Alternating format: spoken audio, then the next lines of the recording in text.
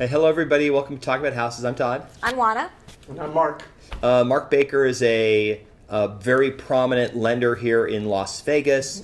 He is licensed all over the country.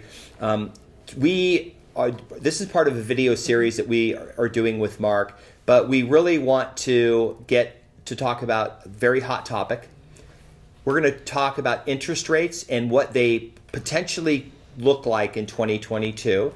So we're going to talk about what causes interest rates to change, what sort of leading things are happening now that we can predict. None of this is financial advice. It's all opinion. We're guessing. But we're trying to use some expertise here, Mark's expertise in particular, and talk about interest rates going forward. Right now, it's mid-December. So we're gonna look at next year because we know a lot of you are going to try to make decisions next year, and you're going to want to know if you should decide now, if you should decide later on what interest rate. So what causes interest rates to change? Now, historically, you and I have been around for a while. We've seen interest rates go from above 10 down to like 3 and below. Mm-hmm. And it's been a nice kind of steady downward path. But what causes that? What's caused that to happen, and what things are happening that could potentially change that? Okay, to keep this simple, to keep it simplistic, so let's talk about right now, mid-December, mortgage interest rates are just north of 3% on a 30-year fixed conforming loan. Okay. 3 1/4, 3 1/8, something like that, 3.125. Rates have been as low as, I think we locked a couple last summer at 2.5 or 2.625 with no additional buy down points. And they vary a lot. And people think that the interest rate varies because of the Fed funds rate. So there's a thing called the Federal Open Market Committee, FOMC. That's the Fed funds rate. That's actually the rates that banks charge to each other for overnight lending in the banking system. But it's really low. Isn't that like it's really low. 0.25%? I didn't know what it is because the Fed just met yesterday, and I honestly didn't see the news. I think they kept it the same. But that's not what drives mortgage rates like everybody thinks it does. Mm-hmm. Everybody thinks that the 10-year bond drives mortgage rates. And it's close.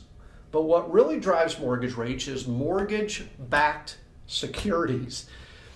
There's 3 different places to keep it super, super simple for all you people out there in video land. Here's how money works. There's basically 3, and again, this is super, super simple. There's 3 places that you can put money.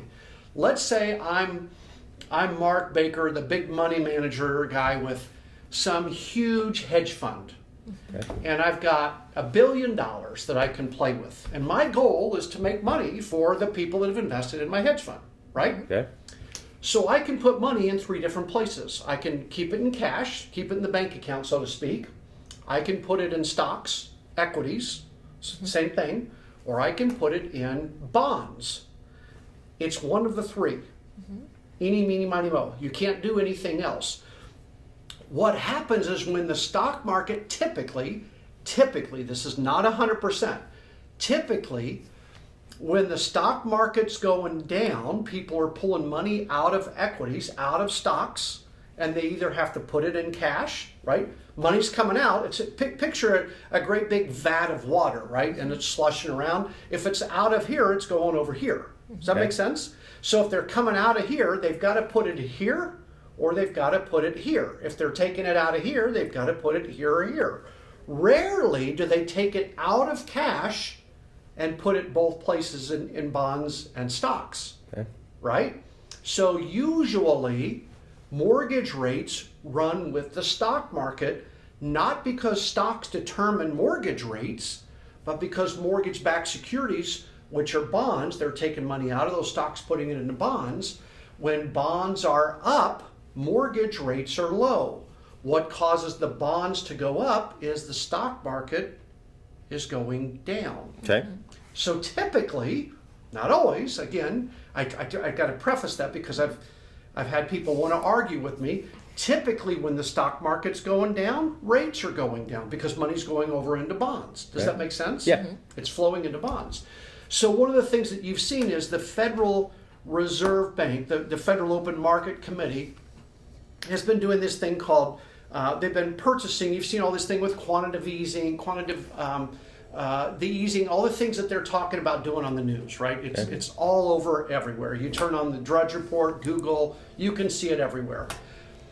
The Fed is talking about tapering and buying less mortgage-backed securities. That's long-term interest rates. That equates to the 1 year or the 10-year bond as well. When they do that, there's not as much money flowing through there, the velocity of money, so to speak. When they buy less, the bond prices are going to go down, right? Which is going to raise interest rates over time. Okay. It's really that simple. Yeah. I'm trying to keep it as simple as we can. No, I understood everything. We believe, I'm a student of the markets. I'm certainly not an expert. What I realize every time I keep this, I've got 3 monitors on my desk, and I look at this thing 100 times a day. What I realize is the more that I know, the more I realize I don't know anything about the financial markets, right? Because Right. it moves so quickly. And there's so many geopolitical things that happen. The reality is this. They're talking about raising short-term rates, the Fed funds rate, Okay. 3 times over the next year. I did read that, this morning at 4 o'clock. That was just announced yesterday. Or the day before. Yesterday. 3 times over the next year. Federal funds rate. So they're telegraphing what they're going to do. Now, keep in mind, when the Fed raises the short-term interest rate, that does not affect mortgage rates today. It won't. It will over time because money becomes more expensive. The biggest challenge that I see day in and day out, from a personal standpoint, right? Todd said this is more opinion, not facts, right? Because I'm not nobody knows. Yeah. Don't go out and bet the house on this or bet the farm on it. I don't believe that mortgage rates are going to go north of 4% next year. I don't believe we're ever going to see 6% again in my lifetime on mortgage rates, ever again. I think that long-term rates are going to stay low because we've accumulated so much federal debt that, keep in mind, in order for us to meet our monthly obligation, it's whatever the interest rates are that we're going to pay for interest. And so if the government raises the rate, they're going to have to pay more for the debt that we've accumulated. Is that right. You with me on that? Yes. So those two things added together, I think we're going to see mortgage rates stay low for a long time. A long time. Okay, so if right now they're at 3.25%. Yeah, that's about right. What maybe in 2022 creep up a little maybe because I think we're going to get to 3. I think it's going to be 3 3/4, 3.75-ish. I don't think we're going to get to 4. Okay, now so 3, and I agree with that. I don't think this, I keep, there's 2 types of people that are on YouTube, unfortunately. There's a type which I consider ourselves to be purists, right? We're just trying to get information out, truthful information. We're not trying to skew people. And then there's people who drop bombs. Yeah, they're so diverse. Because the beginning of the year, I saw 3 videos that said the housing market was going to collapse in 2021. Mm-hmm. It was going to collapse. Mm-hmm. And I did a video at the beginning of the year. It had a ton of views. It said it's not going to collapse. As a matter of fact, its prices are going to go up. And literally, Nate predicted it, right? And I predicted it. But they drop these bombs because they get a lot of viewers. Absolutely. And the problem is it gets people thinking that, they get 1 million views, they must know what they're talking about. Some of these people they have millions of views, and they're just dropping bombs. So I don't think mortgage, and I've heard people say mortgage rates are going to skyrocket, but then that's a generic term. What's skyrocket mean? Well, if you go from 3 to 3.3, that's 10%. But it's a 10% increase. That's a skyrocket. It's 10%, but it's really not. Okay, but here's another question for you. It's just a general economic question. If I can borrow money to buy a house at even 3.75%, I think the last quarterly inflation estimate was like 6 something. It was just under 7. It's the highest since 1972, I think, right? It was the highest in a long time. That's still kind of It's crazy. It's crazy that you can borrow money at half of the rate of inflation, right? That's when you understand how money works, it really is. But because before, when we were having these 1.5% inflation years, and you're borrowing money at 3+, that's made sense. But now that inflation potentially is because of massive government spending, is at 6.7 or whatever it was percent, you can still borrow at a house because Because in theory, if you could borrow money at 3%, just cash, signature loan, you would borrow as much as you could get your hands. Like if someone would give you $1 billion at 3%, I would take it. I would take that money and go invest it, and then just roll the dice. Just the arbitrage you're going to make is going to it's arbitrage. It's going to be crazy. And I think, personal opinion, I think that's what's driven real estate higher. Is people are seeing this. Home prices are going up. Money's cheap. Why wouldn't I just buy as much real estate as I can get my hands on? Hedge funds are buying it. People with cash, right? You go on to get rid of your cash because if it's going to inflate, you want to put it into an asset. No question. So because of inflation, that's a huge point, Todd. Because there's a couple of things, because of inflation, right? And I think people saw last year with under Trump, because of the pandemic and the spending, the stimulus. They called it stimulus then. We still have it, but now it's just more traditional Keynesian. We're going to grow the government. We're going to have this massive spending and create stuff, but it's still always has to be paid off. It's like, the debt's got to be paid at some point. And let's talk really quick about housing, just to go back and touch on what you just said. One of the challenges that I think that's happened is in the past, 12, 13 years since the Great Recession. Mm-hmm. That's about right. The builders weren't building a lot of houses. 4.6 million units nationwide short. That's what the estimate is. Because just what you said, builders said we're not going to build houses. So one thing I learned in 6th, 7th grade, and I didn't learn a lot in school. I wasn't a very good. I got no learning. I didn't go to college. But one thing that I learned is it's simple supply and demand. If we don't have enough houses, but yet our population has grown, and there are people that want to buy houses, it's, I'm not real good with math, but if there is none, it's going to be worth more. Right. So that's what's going to continue to rise in the house values, just because we don't have the inventory. Period. It's just that simple. So to your point, as far as home sales continuing to thrive and that sort of thing, a lot of people are used to supply and demand. How does that work with loaning money? We know that when there are more buyers seeking fewer goods, the prices go up. That's right. Does that impact interest rates as far as borrowing money? It doesn't. The more loans we do, it doesn't drive down the lending costs. Great question. The only thing that would drive down the lending costs from that standpoint is if there was more competitiveness. In other words, when there's a lot of loaners, in the same token, if there's 100,000 people doing what I do, mm-hmm.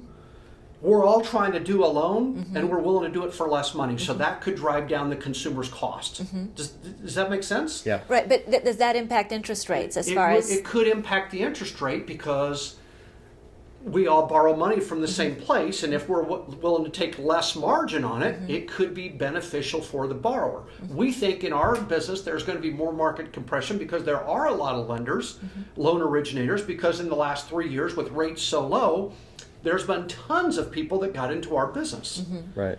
We think there's going to be a lot of those people that exit our business, mm-hmm. because there's less volume, less loans to be done. Mm-hmm. They're going to go back and, years ago they were parking cars and waiting tables, and, and I get it. They were doing real estate. They were, working in a factory, and it got to be where it was easy money doing what we did because the loans were so easy to get. Mm-hmm. Now it's not so much. So that would be the only thing that would drive down interest rates. Keep in mind, one of the things that most people don't talk about is when interest rates go up. Here's a good one for you. Here's a factual, because I did a chart for a real estate agent.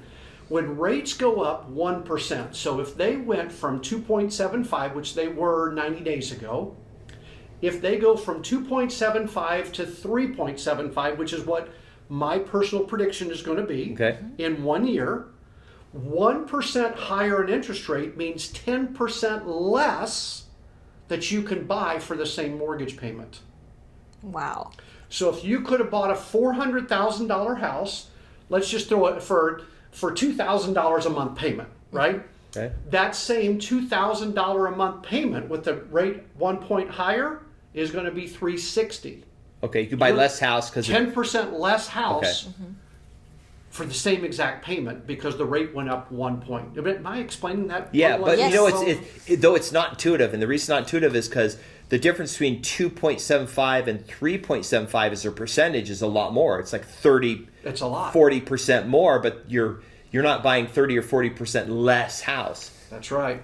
You're just buying 10% less You're house. buying 10% less. The challenge with that is values are going up. Right. People are out looking at houses now. That same house that they want 6 months from now, if it's worth 10% more, they're actually going to buy 20% less than what they could have. So we have an upward pressure in prices, which is low inventory. That's right. And it's still very low.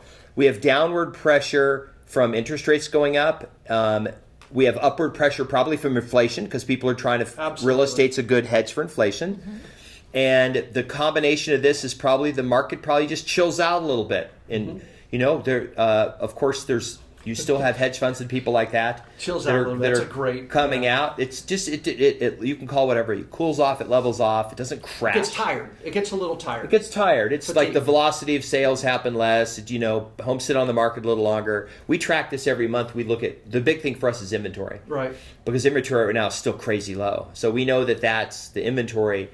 If the inventory is low, that there's no way the market can crash because Right. the inventory market Economics, crashes right. when there's a ton of homes on the market and then people Right. are forced to drop their prices to sell, and then it cannonballs. But we're not seeing that, and that we usually see that 18 months out. We see inventory climbing. It's not happening yet. Well, but I think this conversation really pertains to when you're looking at the real estate market as a whole, and we know that real estate is hyper-local. So I think that looking at your particular market matters a whole lot. So for example, here in Las Vegas and in Nevada and in other states that have been a refuge for people from higher tax places, California. You can say it. Okay. California. I think that the market in places like Las Vegas, I think we're still going to probably have a higher volume than other places because we have been a refuge for states like California. I think in particular with what's happening in California between the talk of raising the income tax for California to almost 17% and the talk of assessing a tax on people who are leaving California and having a look-back period of so many years. I think all of that, even if it doesn't come to pass in whole, it will come to pass in part. And all of that, even before it comes to pass, I think it's definitely impacting people's choices in the near future, Sure. even before these things take place. Sure. Oh, so do you know who we just found out that they named Realtor of the Year? They most impacted the housing market in Nevada, and it was California Governor Gavin Newsom. Oh, I believe that. Yeah, I he did the totally most agree. to help Nevada's real estate. Yeah, just because of the tax basis, absolutely, and because of all just all the economic policies. Well, the that they're going forward-looking with. stuff, and then all the negative masks and crazy, like lockdowns and stuff. Right. People have gotten sick of it. Yeah, with Florida the too. crime and- Miami's the other beneficiary. Right. Well, look, That makes total sense. With Yeah. California looking at possibly as high of an income tax of 17%, I mean that's a fortune, and that's why we've seen, big income people move to Nevada over the last Sure. couple of years, And Texas. and Texas and Florida and states like that. But I think and Nevada has certainly been a huge beneficiary of this. We have the Raiders that are here. We have a baseball team coming. We're probably Major League Soccer team. They just said we were the Right, number so- one city for the next. So look, Las Vegas has been at over 2 million people for some time, and we couldn't get a professional sports team here to save our lives. But due to things that are happening in California, we are all of a sudden a magnet for these places. Yeah, there's big talk about maybe that they would become saturated here with teams, right? I've heard that because of the Golden Knights been wildly successful. Yes. The Raiders. Most expensive ticket. yeah. In It's crazy. NHL across the country, Golden Knights. That's exactly right. So the baseball comes, and they're talking about starting to look at basketball. The only thing that they really have to figure out here is water. Right? They That's- were saying 2024 Super Bowl. We're lining up that together. just got announced yesterday. Yeah. I just got Oh, an we're email getting on it that. then. Yes, Yeah. that's a done deal. Okay, Right. 2024 Super Bowl right here in Las Vegas. Right, but look, and to your point as far as water, 20 years ago we were running out of water. Today we're running out of water. However, we are using less water now than we were using 20 years ago. We have found ways to be more economical with our water. We have found ways to Yeah. to grow and use less water than when we were These smaller. are local That's right. Nevada, and we still have a very, relative to other states, especially Western states, we have a relatively laissez-faire government. Even though it's a blue state, the whole legislature and everybody, it's blue. Compared to California, Oregon, and Washington, we're a red state. Like they look at us and go, "Oh, you guys aren't." And a lot of people have said there've been some changes, but compared to California and Oregon, I mean, we're still, Yeah. we're Arizona-like in that Absolutely. respect. There's a lot of work on desalination right now for water. There's a lot of water reclamation where they're treating the wastewater to reuse it.